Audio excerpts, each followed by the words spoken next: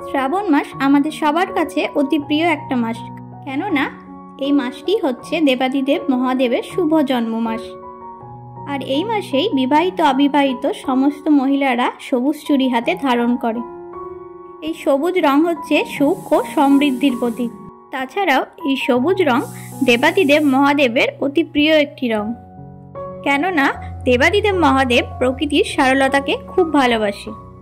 আর প্রকৃতির রঙই হচ্ছে কিন্তু সবুজ, তাই মহিলারা সবুজ চুড়ি হাতে ধারণ করে মহাদেবকে সন্তুষ্ট করার জন্য।